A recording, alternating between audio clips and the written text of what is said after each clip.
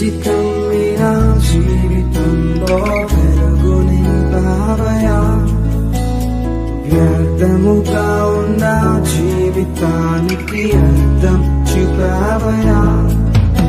గ్రంథము 103వ అధ్యాయము, కీర్తనల గ్రంథము 103వ అధ్యాయము. చాలా జాగ్రత్తగా కొద్ది మాటలు విని ప్రార్థన చేసుకుందాం. 103వ అధ్యాయము తీసారమ్మా.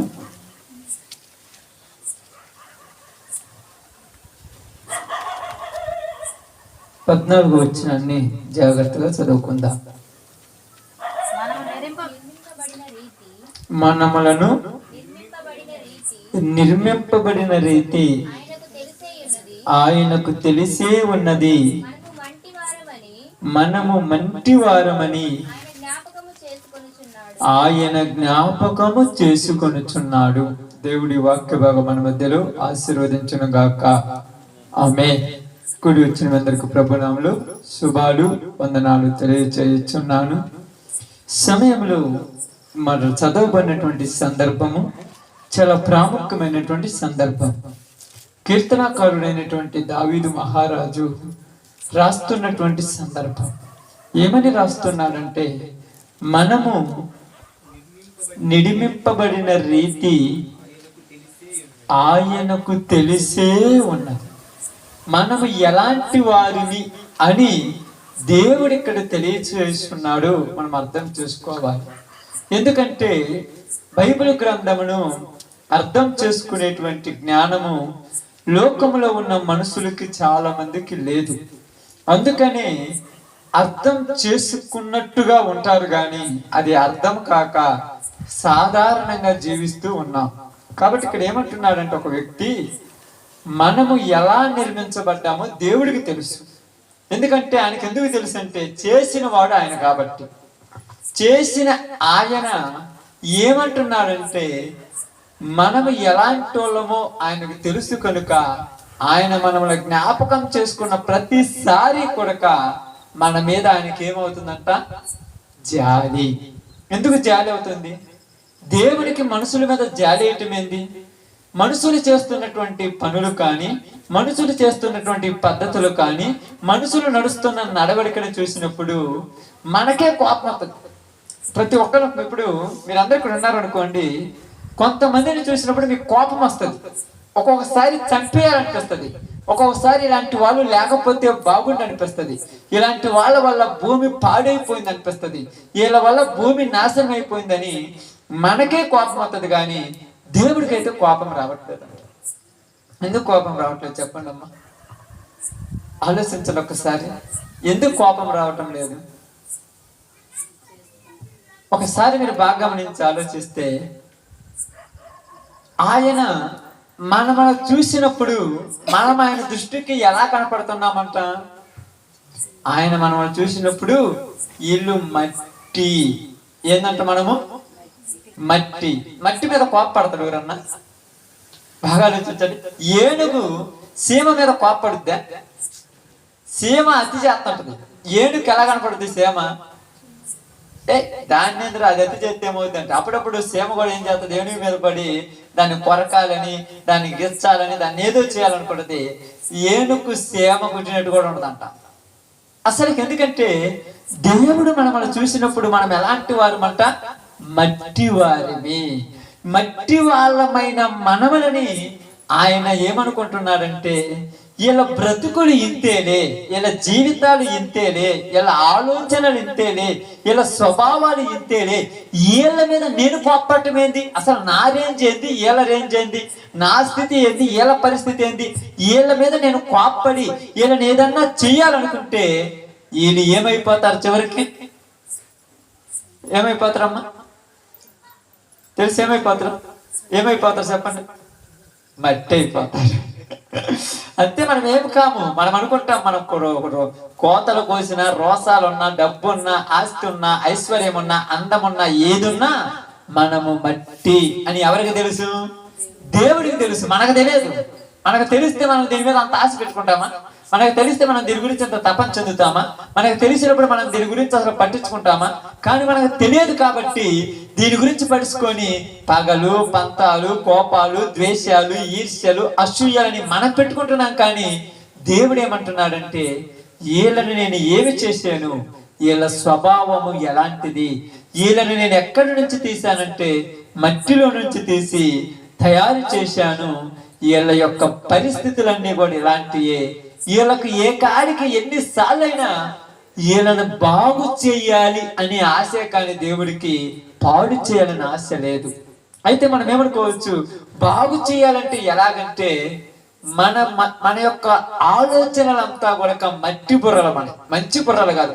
మనది ఏది కూడా స్వభావ సిద్ధమైనవి కాదు. కాబట్టి దేవుడు ఏమంటున్నాడంటే, మనలోనికి తెలివిని పంపించి, మనలోనికి జ్ఞానమును పంపించి, మీరందరూ కూడా మట్టి స్వరూపంతో తయారు చేయబడిన వాళ్ళు, ఒకరికొకరు నష్టం చేసుకోకుండా, ఒకరికొకరు ఇబ్బంది చేసుకోకుండా, ఒకరికొకరు అపాయం చేసుకోకుండా, అందరూ కూడా జాగ్రత్తగా కలిసిమెలిసి బ్రతకమనేటువంటి జ్ఞానము మనలోనికి పంపించాలని చూసి మట్టి స్వరూపమైన మనల్ని ఏమీ చేయకుండా వదిలేస్తున్నాడు. ఎందుకంటే బైబిల్ గ్రంథంలోనికి వెళ్ళినప్పుడు ప్రసంగి గ్రంథము 12వ అధ్యాయం 7వ వచనంలో ఒక మాట చెప్తున్నాడు. ఏమంటున్నాడంటే, మన్నైనది, అక్కడ చదవండి బాగా, మన్నైనది వెనుకట వలనే మరలా ఎక్కడికి చేరుతుందంట? భూమికి. మరలా అంటే అది తీయబడింది దాంట్లో నుంచే, మళ్ళా ఇది పోయేది దీనిలోనికే. కాబట్టి మట్టిలోనికి పోయే మీకు ఎన్ని ఉన్నా కూడా నేనైతే పెద్ద పట్టించుకొని అంటున్నాడు దేవుడు. మనం పట్టించుకుంటామన్నీ, మనం ఆలోచిస్తాం అన్నిటి గురించి. దేవుడు పెద్దగా పట్టించుకోవటం లేదు. దేవుడు పెద్దగా వీళ్ళ గురించి పెద్దగా ఒక చర్య అనేది తీసుకోవటం లేదు. కానీ దేవుడు ఏమని ఆలోచిస్తున్నాడంటే, మీ యొక్క మట్టి దేహములు మహిమైశ్వర్యము రావాలి, మీరు మట్టి స్వరూపములుగా ఉన్నటువంటి మీ జీవితాలలో మహిమకరంగా మార్చబడాలి. కాబట్టి నేను మిమ్మల్ని నిర్మించిన రీతి చూసినప్పుడు నాకేమనిపిస్తుందంటే, ఇది ఏమిటి అని ఆలోచించినప్పుడు ఆయన అదే అంటున్నాడు, మీలోనికి నా రూపాన్ని పంపించి, మీలోనికి నా స్వరూపాన్ని పంపించి, మీలోనికి నా స్వభావాన్ని పంపించి, మీ మట్టి దేహంలో ఉన్నటువంటి నా స్వభావమును మరలా నా దగ్గరికి తీసుకోవాలని దేవుడు ఆలోచిస్తున్నాడు. అందుకే కీర్తన గ్రంథం 190వ అధ్యాయం 3వ వచనంలో ఏమంటున్నాడంటే, నరులారా తిరిగి రండి అని పిలుస్తున్నారు, నరులారా తిరిగి రమ్మని పిలుస్తున్నాడు. అయితే మనుషులమైన మనందరం ఏమని ఆలోచిస్తుంటామంటే, ఎందుకు దేవుడు పగ తీర్చుకోవటం లేదు, ఎందుకు దేవుడు కోపగించుకోవటం లేదు, దేవుడు ఎందుకు మనుషులు అనే వాళ్ళను వదిలేస్తున్నాడు, వదిలేయకుండా అందరినీ చంపేస్తే ఇంకొకలకు బుద్ధి వస్తుంది కదా.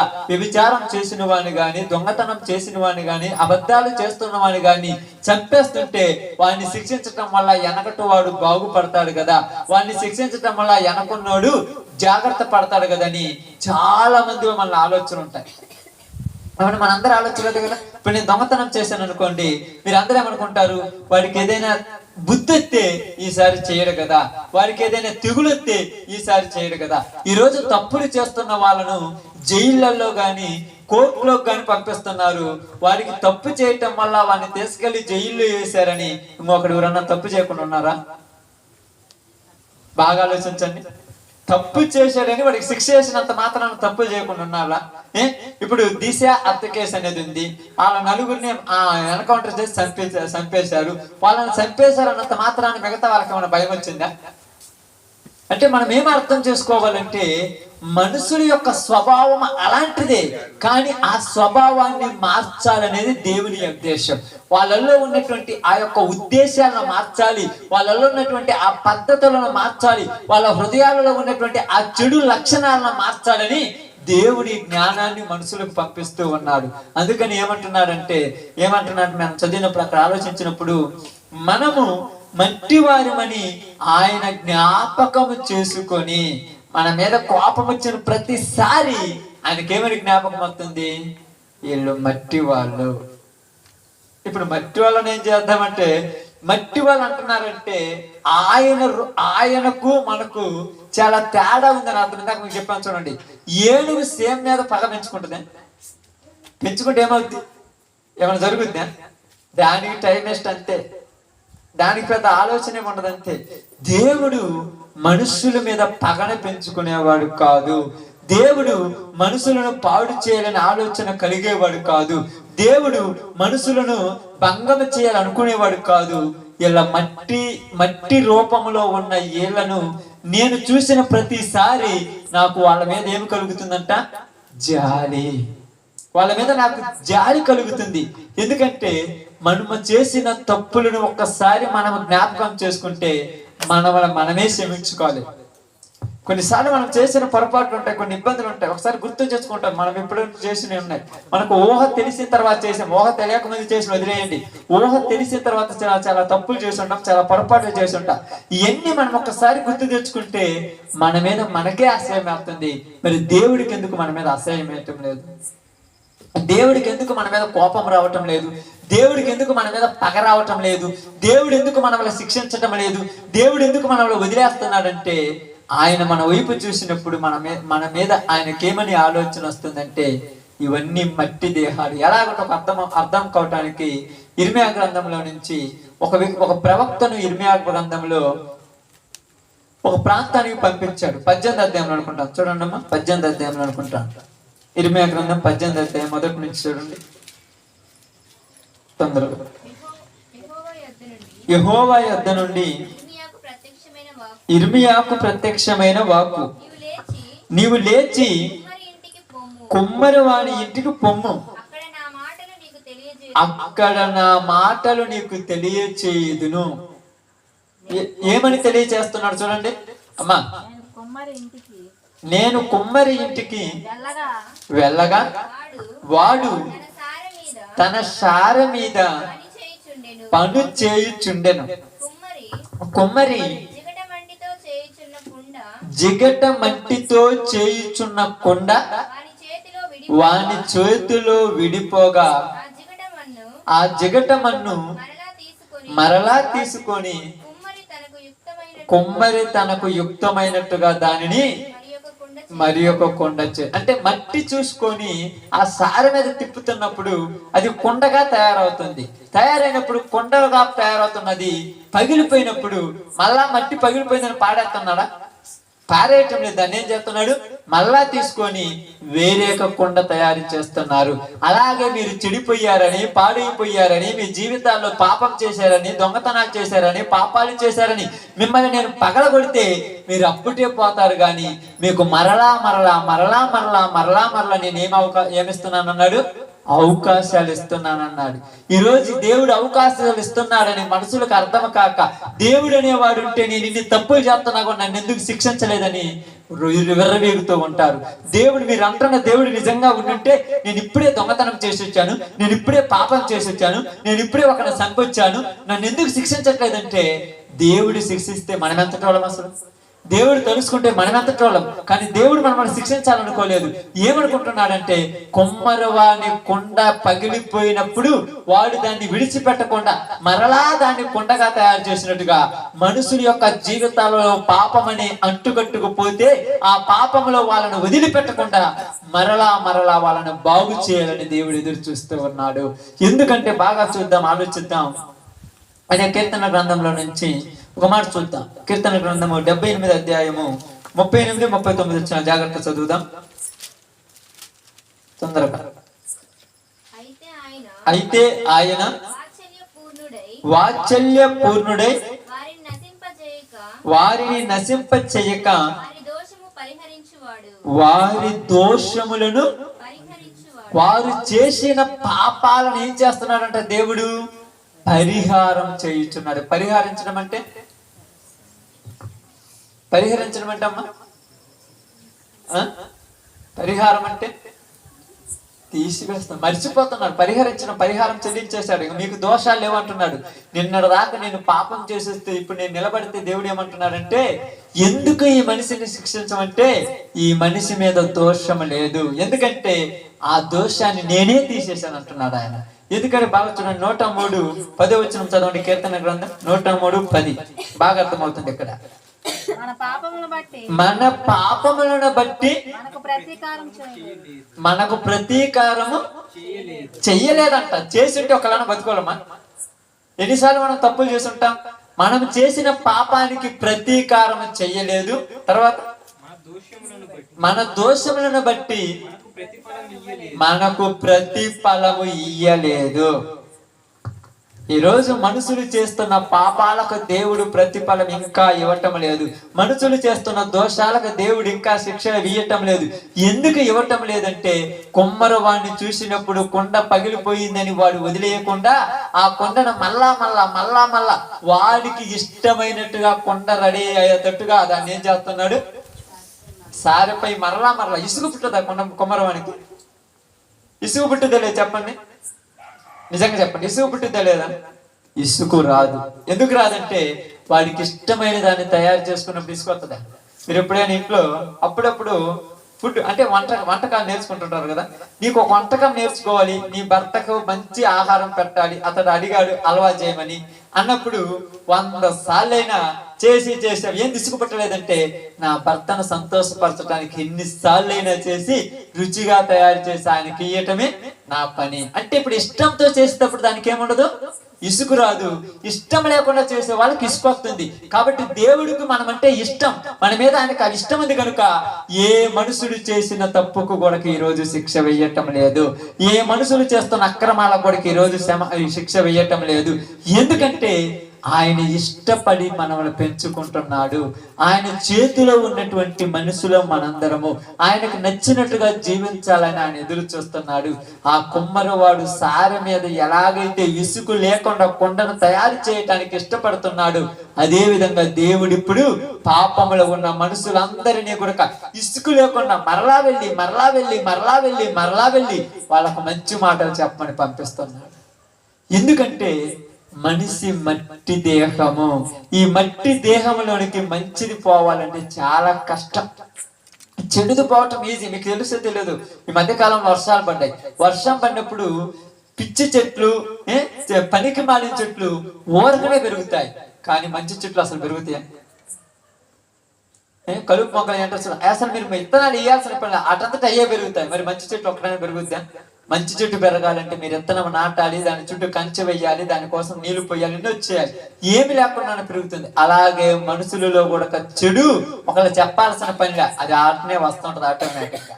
ఒకళ్ళు నేర్పియాల్సిన పనిలా. మీ పిల్లలు ఉన్నారు కదా, ఎంత పిల్లలు ఉన్నారు కదమ్మా, మీరేమంటారు, యాడ్ నేర్చుకున్నారా ఈ మాటలని? వాళ్ళకి నేర్పియాల్సిన పనిలా, వాళ్ళ పుట్టుకతోనే వస్తున్నాయి ఆ మాటలన్నీ. వాళ్ళ గురించి చెప్పాల్సిన పనిలా. సెల్లులో ఇది చూడాలని వాళ్ళ అలవాటే అది. ఎందుకంటే బైబిల్ ఏం చెప్తుంది, నరుని ఊహ బాల్యము నుండే చెడ్డది. వాడు పుట్టినప్పటి నుంచే చెడు తలంపులతో పుట్టాడు. ఎందుకంటే ఆదాము చేసిన పాపమును పోలి అందరి మీదకి చెడు వచ్చేసింది. నరుని ఊహ చెడ్డది. కాబట్టి తప్పు చేసేదని మనం కొడితే ఎట్ట కొడి తిరుగుతుంది. ఇప్పుడు అప్పుడప్పుడు మీరు ఉన్నారు, మీ అబ్బాయి ఉన్నాడు కదమ్మా, చిన్నపిల్లలు ఉంటారు కదా, అందరు చిన్నపిల్లలు ఉన్నారు కదా, మీ పిల్లలు 1-2 సార్లు మీ యొక్క విలువైనటువంటి మొబైల్ ఫోన్ కింద వేశారు. మీరు ఎప్పుడైనా కొట్టారా? ఎప్పుడైనా కొట్టారు ఎవరన్నా? ఎందుకు కొట్టలేదమ్మా? మీ పిల్లలంటే మీకు ఇష్టం, తెలియక వేసాడులే. ఏమంటావు ఈసారి? ఏమంటారు తెలుసా? నువ్వు జాగ్రత్త పెట్టుకోమంటావు. భర్త దగ్గరకు భార్య వచ్చి నువ్వు జాగ్రత్త లేకుండా పిల్లని అంటావేంది, నువ్వు జాగ్రత్త లేకుండా పిల్లని అంటావేంది? వాళ్ళకేం తెలుసు అసలు? వాళ్ళకి ఏమి ఏమంటారు అంటే తప్పు పిల్లవాడు చేసిన పెద్దవాళ్ళ మీదకి నెట్టేసే రకం. కాబట్టి దేవుడిని ఇప్పుడు ఏమంటున్నారంటే, మీరు తప్పు చేసిన చివరికి నా మీదకే నెట్టుతున్నారు. దేవుడు అనేవాడు ఉంటే నన్ను మార్చొచ్చు కదా, దేవుడు అనేవాడు ఉంటే నాకు మారు మనసు దయచేయచ్చు కదా, దేవుడు అనేవాడు ఉంటే నన్ను ఈ పాపం నుంచి బయటికి తీసుకురావచ్చు కదా, దేవుడు అనేవాడు ఉంటే నన్ను ఈ వ్యభిచారంలో నుంచి బయటికి తీసుకురావచ్చు కదా, దేవుడు అనేవాడు ఉంటే మద్యపానం దాక్కున్న నా మైండ్ మార్చొచ్చు కదా. అంటే ఇప్పుడు ఎవరి మీద నెట్టేస్తున్నాం చివరికి? అంతే. మీరు కూడా అప్పుడప్పుడు సపోర్ట్ చేస్తారు కదా, మా తల్లుడి పిల్లలకి మళ్ళీ సపోర్ట్ చేస్తారు కదా. నేనేం చేయలేదు, మా వారికి పట్టుకుంటే కింద పడింది, లేదు అంతలేదు ఇసిరినుకుంటాడు వాడికేసి కోపం వచ్చి. నేనేం చేయలేదు అంటారు. తండ్రి కొట్టరని పోతుంటే అసలు వారి కూరియమన్నారు, అసలు ఎందుకు ఇచ్చారు అంటే వాడిని సపోర్ట్ చేస్తున్నారు. అలాగే ఇప్పుడు దేవుడు కూడా ఏమంటున్నాడంటే, మిమ్మల్ని నేనే సపోర్ట్ చేస్తాను, ఎందుకంటే మీరంటే నాకు ఇష్టం. మనమంటే దేవుడికి ఇష్టం, ప్రతి మనిషి అంటే దేవుడికి ఇష్టం. అందుకే ఆయన వీళ్ళందరూ సపోర్ట్ చేస్తున్నారు. మీరు ఎన్ని తప్పులు చేసినా మీకు మాత్రం శిక్ష రావటం లేదు, మీరు ఎన్ని పాపాలు చేసినా మీకు మాత్రం ప్రతిఫలం దక్కటం లేదు, మీరు ఎంత తిరిగినా మిమ్మల్ని మాత్రం నేను ఏమనటం లేదు. ఎందుకంటే ఏదో ఒక రోజు మీరు మారతారని. అందుకనే కొమ్మరు వాడి దగ్గరికి ఎందుకు ఇర్మియాను పంపించాడంటే ఇర్మియా కోపం వచ్చిందంట వాళ్ళని చూస్తే. ప్రభువా, ఇన్నిసార్లు చెప్పాను, బుద్ధి లేదు ఎలకు, ఎందుకు ప్రభువా నువ్వు ఒక్కసారి శాంతి వీళ్ళందరిని చంపేయమంటే, ఇర్మియా నీకు మైండ్ కొద్దిగా డిస్టర్బ్ అయిపోయింది, నువ్వు చక్కగా కొమ్మరు వాడి ఇంటికి అడిగి పొమ్మన్నాడు. ఎందుకు ప్రభు అంటే, అక్కడికి పోయిన తర్వాత నీకు వాక్యం చెప్తానన్నాడు. ఇప్పుడు ప్రవక్తే వెళ్ళాడు ఇర్మియా. ఇప్పుడు నాలాంటి ప్రవక్త వెళ్ళాడు ఆయన దగ్గరికి, కొమ్మరవాని దగ్గరికి వెళ్ళాడు. వెళ్ళగానే ఇప్పుడు ఇర్మియాకు వాక్యం చెప్తున్నాడు దేవుడు. వాడు ఎంత కష్టపడుతున్నాడో చూడు, ఎన్నిసార్లు పగిలిపోయిన దాన్ని తీసుకొని వాడికి ఇష్టమైన కొండొచ్చేంత వరకు రెడీ చేస్తున్నాడు. అలాగే వీళ్ళందరూ కూడా పగిలిపోయినటువంటి జీవితాలు, ఇవన్నీ కూడా పనికిరానటువంటి జీవితాలు. నేనేం చేస్తున్నానంటే, ఆ కొమ్మరివాడు ఎలాగైతే ఆ కొండను సిద్ధం చేసుకుంటున్నాడో అలాగా వీళ్ళను కూడా నేను ఇసుక లేకుండా బాగు చేసుకునేదాకా వాళ్ళ వదలను అంటున్నాడు. మనకి ఇసుగు పట్టొచ్చు, రోజు వాక్యం చెప్పి నాకు ఇసుగు పట్టొచ్చు, ఏంటంటే రోజు బైబిల్ చదవాలి, ఎలకు వాక్యం చెప్పాలి, ఆడికి పోవాలి, ఆ ఊరు పోవాలి, ఈ ఊరు పోవాలి, నాకు ఇసుగు పట్టొచ్చు, మీకు ఇసుగు పట్టొచ్చు. రోజు ఊరు పోతారు, ప్రార్థనకి తొందర రెడీ కావాలి, ఇంట్లో వాళ్ళు తిడతారు, ఏడు తిడతారు, మీకు ఇసుగు పట్టొచ్చు, ఇంకా ఇనే వాళ్ళకి ఇసుగు పట్టొచ్చు. కానీ దేవుడికి ఇసుగు పుట్టలా. ఆయనకి ఇసుగు పుడితే ఏమవుతుందంటే తెలుసా? ఏమవుతుంది చెప్పండి అమ్మా, ఏమవుతుంది? యెషయా గ్రంథము 57 అధ్యాయం 16 వచనం చదవండి. ఆయన ఇసుక్కుంటే ఏమవుతుంది చూడండి.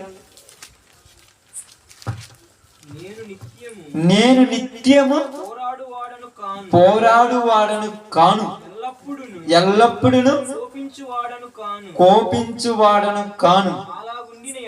అలాగు ఉండిన ఎడల నా మూలముగా నేను చేసుకున్న ఈ మనుషులే అంతరించిపోతారు. ఇప్పుడు కష్టపడుతున్నారు. ఇప్పుడు మీరందరూ కూడా మీరందరూ ఇప్పుడు ఉదాహరణకు పని చేస్తారు, ప్రసాదం అనుకోండి బేల్దారి పని చేస్తారు, మీరు అనుకోండి టైలరింగ్ చేస్తారు. మీరు చేస్తారు అనుకోండి, పొద్దుటి నుంచి మధ్యాహ్నం దాకా కష్టపడి ఒక ప్యాంటు కానీ షర్ట్ కానీ కుట్టారు. ఇసుగు పుట్టి దాన్ని జిప్పేసి మళ్ళీ ఊరు కొట్టాలి. ఊరి మీద కోపం వచ్చి దాన్ని చింపేస్తారు అనుకోండి, ఊరు కొట్టాలి. మళ్ళా మేము ప్రసాదం కోపం వచ్చి మొత్తం బండి కట్టిన గోడలు ఊరు కట్టాలి మళ్ళా. అంటే జ్ఞానం కలిగినాడు ఏం చేస్తాడు, ఇది చింపేసినా ఎవరు వచ్చి కొట్టరు, మళ్ళా నేనే బుద్ధితో గుర్తుకోవాలి, సిగ్గుతో నేనే దీన్ని కట్టుకోవాలని ఆ పాపంని కంట్రోల్ చేసుకొని మెదలకుండా ఉంటాడు. దేవుడు కూడా అంత జ్ఞానం కలిగిన వాడు. వీళ్ళందరినీ చంపేస్తే మళ్ళా నేనే వాళ్ళని తయారు చేసుకోవాలి, వీళ్ళందరినీ శిక్షిస్తే మళ్ళా వాళ్ళని నేనే బాగు చేసుకోవాలి.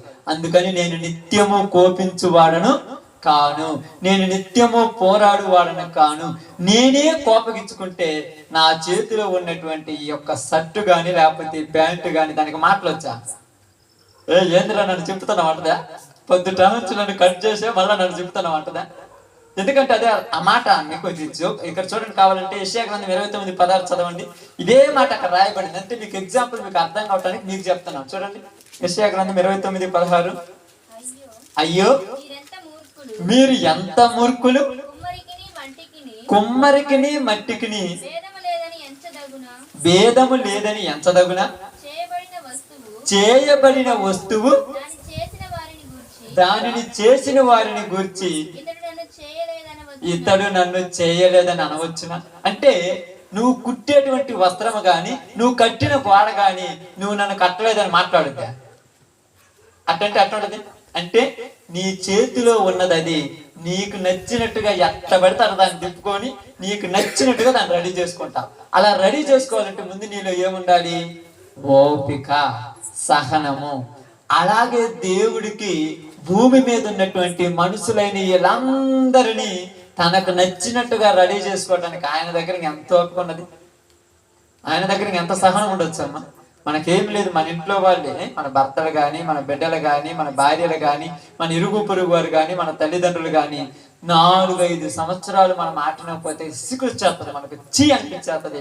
వీళ్ళ నుంచి నేను విడిపోతే బాగుండే, లేకపోతే వీళ్ళు చచ్చిపోతే బాగుండే పరిస్థితి అవుతుంది. కానీ మరి ఎన్ని సంవత్సరాల నుంచి మనం దేవుడిని ఇసుకుతున్నాం చెప్పమ్మా? ఎన్ని సంవత్సరాల నుంచి ఇసుకుతున్నాం? ఇప్పుడు కనీసం 20 సంవత్సరాల నుంచి, 30 సంవత్సరాల నుంచి, 50 సంవత్సరాల నుంచి ఒక్కొక్క మనిషి దేవుడిని ఇసుకితే ఆయన అనుకోని ఉంటే ఈరోజు భూమి మీద మనుషులుగా ఉండేవాళ్ళమా? ఈరోజు బతికుండే వాళ్ళమా? ఆయన అనుకోలేదు. ఎందుకు అనుకోలేదంటే ఏదో ఒక రోజు వీళ్ళు ఖచ్చితంగా మారతారు. ఎందుకు మారతారంటే నేను చెప్పి చెప్పి చెప్పి చెప్పటం వల్ల వాళ్ళ బ్రతుకులు మారతాయి అంటున్నాడు ఆయన. అలాగే మీరు చూసినప్పుడు సముద్రం దగ్గర పోతే రాళ్ళు కూడా ఏమవుతాయి, సముద్రం నీళ్ళకు కొట్టుకొని నునుపుగా తేలిపోతాయి. కాబట్టి మన జీవితాల్లో మనకు కావాల్సింది ఏంటంటే తొందరపాటు కాదు, కావాల్సింది ఆలోచించే జ్ఞానం కావాలి. అందుకనే దేవుడు ఇక్కడ ఏమంటున్నాడంటే రూపించబడినది రూపించిన వాడిని ప్రశ్నిస్తుందా? ప్రశ్నించదు. ఎందుకు నన్ను ఇలా చేసావు, ఇలా ఉంచావని ప్రశ్నించదు. కానీ రూపించిన వాడు ఏం చేస్తాడు? వానికి నచ్చినట్టుగా దాన్ని తయారు చేసుకుంటాడు. ఎవరికి నచ్చినట్టు వాడు తయారు చేసుకుంటాడు. ఇప్పుడు మొబైల్ ఫోన్ తయారు చేసినాడు, వారికి నచ్చినట్టు తయారు చేశాడు. మనకు చేత తయారు చేసుకుంటామా? మనకేమైనా చేత అయితే మన ఇష్టం వచ్చినట్టు మనం చేసుకుంటాం. ఇప్పుడు ఇల్లు ఉంది, మనం కట్టించుకునేది మన ఇష్టం వచ్చినట్టు కట్టించుకుంటామా, లేకపోతే వాళ్ళు కట్టినట్టే ఉంటామా? మన ఇష్టం వచ్చినట్టు మనం కట్టించుకుంటాం. దేవుడు కూడా మన అందరినీ తన ఇష్టం వచ్చినట్టు తయారు చేసుకోవటానికే ఈ సువార్త అన్ని చోట్లకు పంపిస్తున్నాడు. ఇంతకు ముందు రోజులలో ఇలా సువార్త ఎక్కువ లేదు. ఎక్కడో ఆదివారం ఒక రోజు, నెలకొకసారి ఎవరో ఒకరు వచ్చి ఒక అరగంటతో ఏదో 4 జపాలు లాగను, లేకపోతే 4 స్తోత్రాలు, హల్లెలూయా స్తోత్రం హల్లెలూయా అని ఈ భజన చేసి వెళ్ళిపోయారు. ఇంతగా వివరించి వాక్యం చెప్పేవాళ్ళు రాలా. ఎందుకు రాలేదంటే అప్పుడు వాళ్ళకి అర్థం కాలేదు. ఇప్పుడు దేవుడు ఏమనుకున్నాడంటే నా బిడ్డలో మారాలి, వాళ్ళను మార్చుకోవాలని వివరించి మరి అర్థరహితంగా చెప్పేటట్టుగా తయారు చేశారు. వివరిస్తున్నాడు, బాగా వివరిస్తున్నాడు. ఎక్కడికి వెళ్ళి చూడండి, ఇది ఉరుగుట్లాగా ఊరక పాటలు ఏమి కాదు, వాక్యమే ఎక్కువ టైం ఉంటుంది. ఎక్కడికి వెళ్ళినా పాస్టర్లు కూడా ఇప్పుడు ఎక్కువ ఏమైపోతున్నారు తెలుసా? ప్రతి మొబైల్లో కానీ, ప్రతి యూట్యూబ్ లో కానీ, ప్రతి టీవీ ఛానల్లో కానీ 10 నిమిషాలే పాట ఉంటుంది, 20 నిమిషాలు వాక్యం అవుతుంది. కొన్ని దిక్కులు పాట కూడా బాగా 2 సెకండ్లు ప్రార్థన చేస్తారు, ఎక్కువ టైం వాక్యం చెప్తారు. ఎందుకంటే చెప్పటం వల్ల వాళ్ళ హృదయాలు మారుతాయేమో. అదేవిధంగా దేవుడు ఏమంటున్నాడంటే నేను విసుక్కోలేదు, నేను విసిగితే వీళ్ళెప్పుడో పాడైపోయే వాళ్ళు, వీళ్ళు నన్ను అడిగేంత అర్హత వాళ్ళకలేదు. ఎందుకంటే రూపించబడినది రూపించిన వాడిని ప్రశ్నిస్తుందా? ప్రశ్నించదు. మరి ఎలా రూపించాడంటే తనకు నచ్చినట్టుగా. అలాగే ఇప్పుడు దేవుడు మనుషులందరినీ కూడా తనకు నచ్చినట్టుగా మార్చుకోవడానికి మాటలు చెప్పిస్తూ ఉన్నాడు. వినేవాడికి ఏమనిపిస్తుంది అంటే నిజంగా నాకే చెప్తున్నాడు కదా అనిపిస్తుంది. మూర్ఖులకి ఏమనిపిస్తుంది అంటే మీరు చెప్పే దేవుడు ఉంటే నన్ను శిక్షించమని అని అంటాడు. కానీ ఎన్ని రోజులు అంటాడు ఇలాగా? కొన్ని రోజులే. కానీ ఏదో ఒక రోజు కనికరాయి కూడా నునుపుగా మారిపోతుంది. ఎందుకంటే నీళ్ల ప్రవాహం చూసేటప్పుడు ఎలా ఉంటదమ్మా? నీళ్లు ప్రవహిస్తుంటాయి, చూసేటప్పుడు ఏమనిపోతుంది? అదేముంది అనిపోతుంది. కానీ అడ్డం నిలబడి చూద్దాం. ఇప్పుడు రేపు డ్యామ్ నిండింది అనుకోండి, నాగార్జున శ్రీశైలం డ్యాము. ఇప్పుడు మనం సాఫీగా నీళ్లు పోతుంటే అవి ఏమున్నాయి అంటే ఆ డ్యామ్ నుంచి ఒక్కసారి నీళ్లు వదిలితే దానికి వదిలి నిలబడరా? అలాంటి ఫోర్స్ లాంటిది వాక్యం. నీళ్ళలాగా త్రాగటానికి తీయగా ఉంటుంది, బాగా మధురంగా ఉంటుంది. కానీ ఈ వాక్యం వెళ్ళిపోతున్న ఫోర్స్ లో ఎవరు ఎదురు నిలబడలేరు. కానీ నిదానంగా పని జరుగుద్ది. అందుకని కుమ్మరివాణి దగ్గరికి ఎందుకు వెళ్ళమని చెప్పాడంటే వాడు ఏ విధంగా ఇసుకు లేకుండా వాడికి నచ్చేంత వరకు దాన్ని తయారు చేసుకుంటున్నారో మీరు కూడా చేసే ఈ పనిలో విసుగు లేకుండా దేవుడికి నచ్చేటట్టుగా ఈ ప్రజలను రెడీ చేయమని చెప్పాడు. అంతే. అందుకే ఈ సువార్త అనేక చోట్లకి చెప్పాలని ఆలోచన కలిగింది. మనమైతే మన చేతడు మనం చేయలేం. దేవుడు కాబట్టి ఆయన ఇష్టం కపారం కాబట్టి చేయగలుగుతున్నాం. అది చదివా చూడండి, కీర్తన 78:39. 78:39.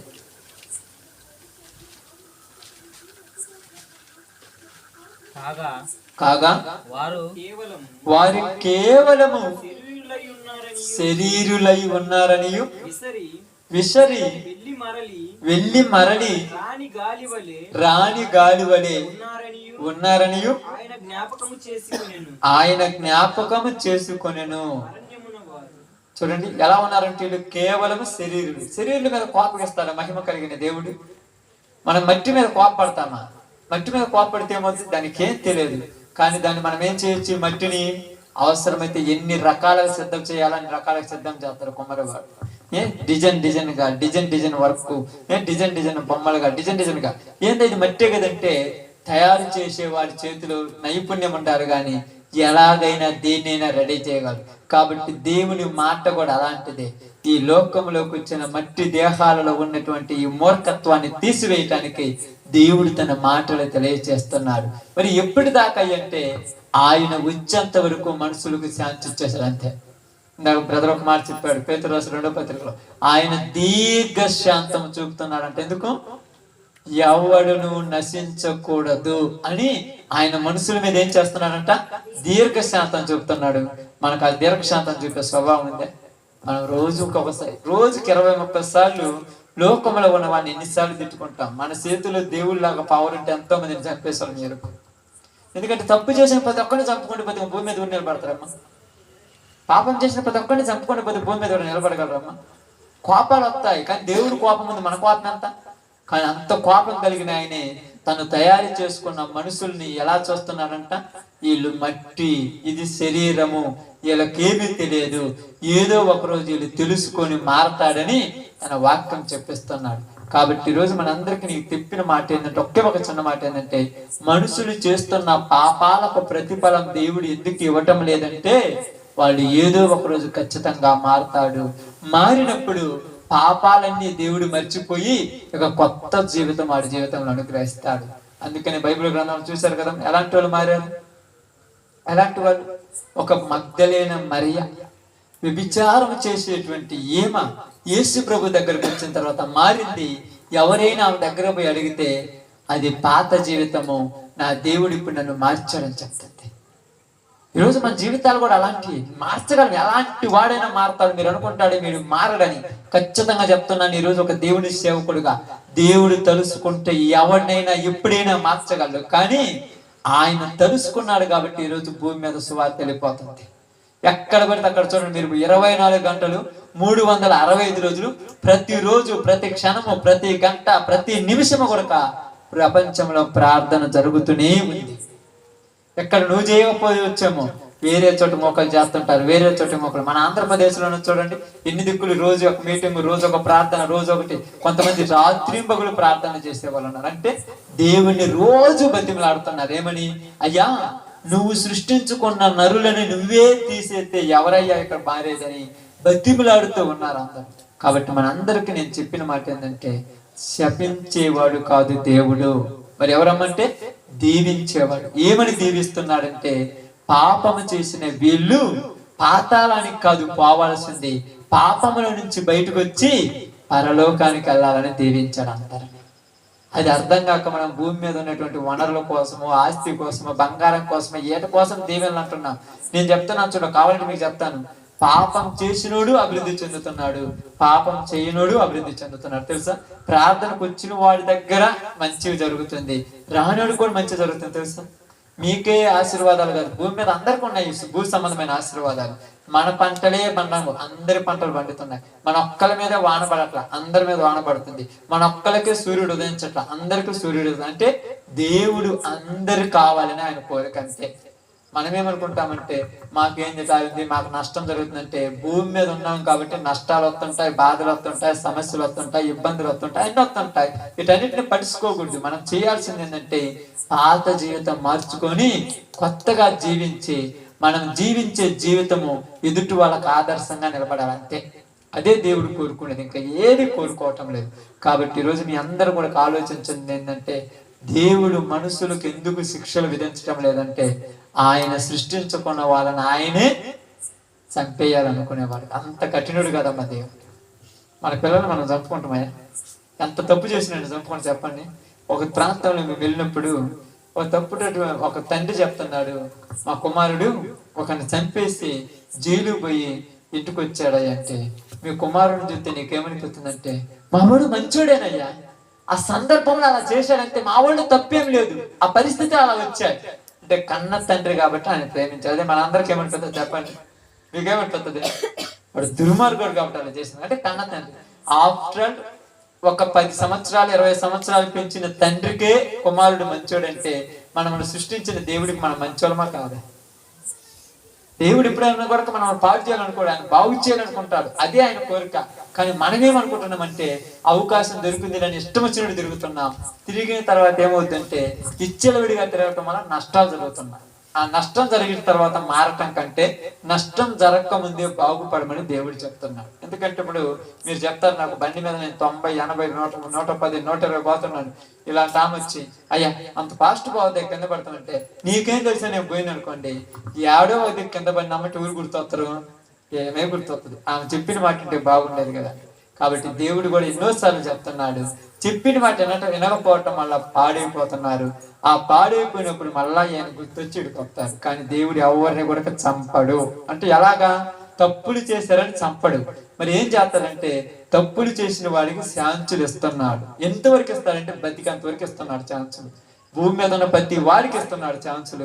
మారాడా వాడు ధన్యుడు, మారలేడా నరకానికి వెళ్ళిపోతాడు. ఇదే దేవుడి మనకి ఇచ్చినటువంటి ఒక చిన్న మాట. కాబట్టి మనందరం కూడా ఈ రోజు నుంచి ఏమైనా ఆలోచించాలంటే మన దేవుడి దీర్ఘశాంతం చూపుతున్నాడు కనుక మనం కూడా మన చుట్టుపక్కల ఉన్న వాళ్ళ మీద దీర్ఘశాంతం చూపించి, దేవా కుమ్మరివాడు ఎలాగైతే సహనం కలిగి ఆ కొండలు తనకు నచ్చినట్టుగా తయారు చేసుకున్నాడు, నేను కూడా నీకు నచ్చినట్టుగా తయారయ్యాను.